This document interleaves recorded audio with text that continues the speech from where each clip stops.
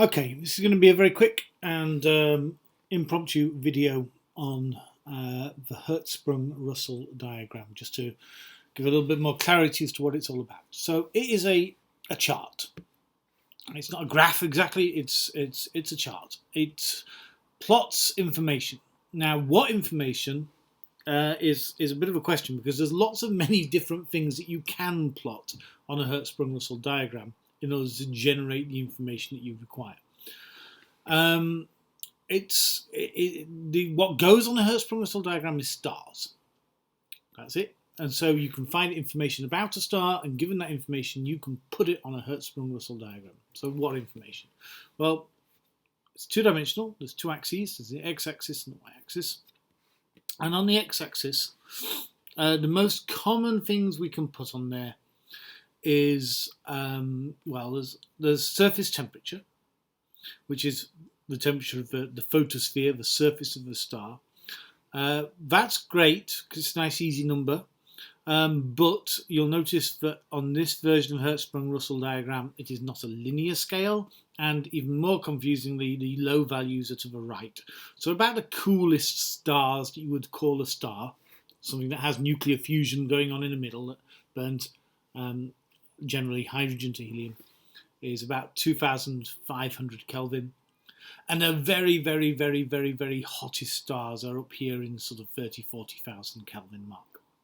So that's one thing you can choose to put.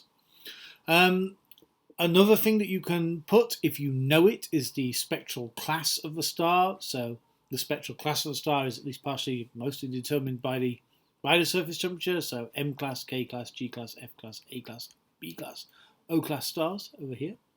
Something else that you can put, and that's what the colour chart, this colour isn't just to look pretty, this is the colour index. So if you're taking traditionally images of the night sky to actually kind of get this data, then what you'd do is you'd take a photograph, but you'd take a photograph using filters. So you're only looking at particular colours. And then what you can do with that is you can look at the brightness, or as an astronomer would call it, the magnitude of the star in one filter, say a red filter, and look at the brightness of the star in a blue filter. And if your star is a blue star, it'll appear bright in a blue filter and dark in a red filter. And if it's a red star, it'll appear bright in a red filter and dark. Even if you're taking black and white images, this is. And then you can do a sum and find something called the colour index. We're not really looking at that in part of the IB course. All that the IB would say would you put temperature. That's what the IB would say, but all these other things work as well. And on the y-axis, you would put, if you were an astronomer doing real astronomy, you might well put absolute magnitude on this, which is a way of measuring the intrinsic luminosity, or you might just put luminosity. But even if you do put luminosity, then you could put it in watts, or you could put it, as this graph has it, in solar units. So 1 is the same luminosity as the sun. And notice again, this is a non-linear scale. This is a logarithmic scale. So 1 times the sun, 10 times solar luminosity, 100 times, 1,000 times, 10,000 times, etc. So that's what you put. Now, if you do this, and an exercise that you can do is to get a large database of stars and plot this data on the graph, and once you set up your scales nicely, you'll see that the stars aren't randomly distributed. The vast majority of stars are found on this line that we call the main sequence. Most stars are found on this line, and most of those stars will be down here. If you actually plot this, by the way, using observational data, you'll find that's not necessarily true, but that's an artifact of the data, because these stars down here, bottom right on the HR diagram, are very, very, very faint. So we only have available data on them for very, very close stars. Most of the data we have on, because they're the stars you can see over large distances, is actually up at the top end of this spectrum.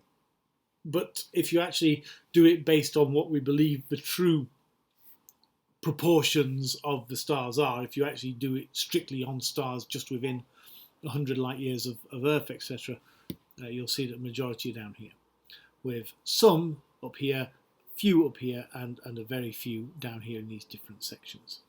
So the main sequence stars, if the star is on the main sequence, then it is in its adult section of its lifetime.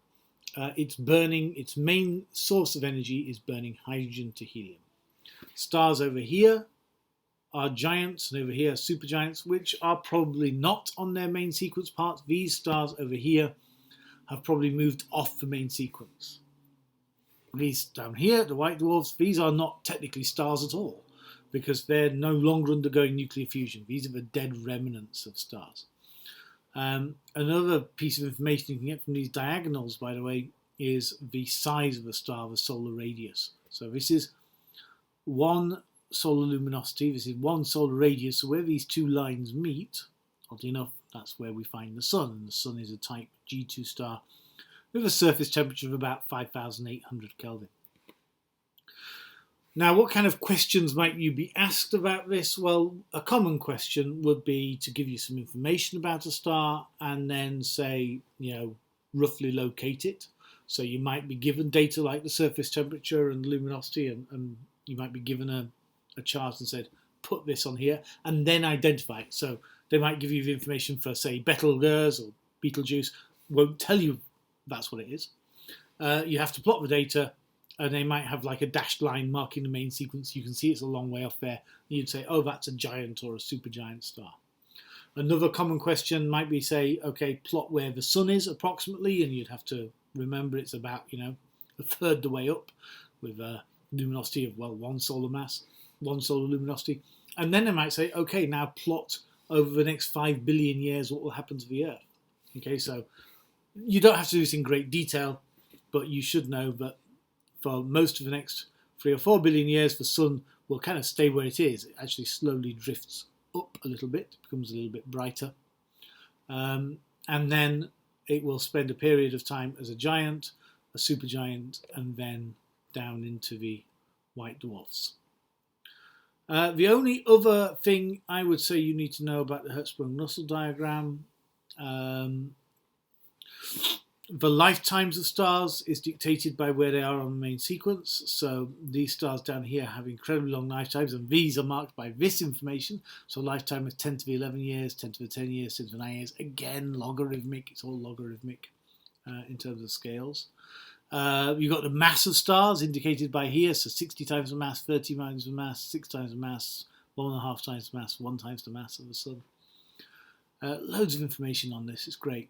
And you don't need all the piece of information to plot it. You just need a couple of points. If you know the surface temperature and you know the distance and therefore can work out the luminosity, you can plot a star on here and have a good guess as to what its mass is going to be, how large it is, how long it's going to live for. All that kind of information comes out of there as well.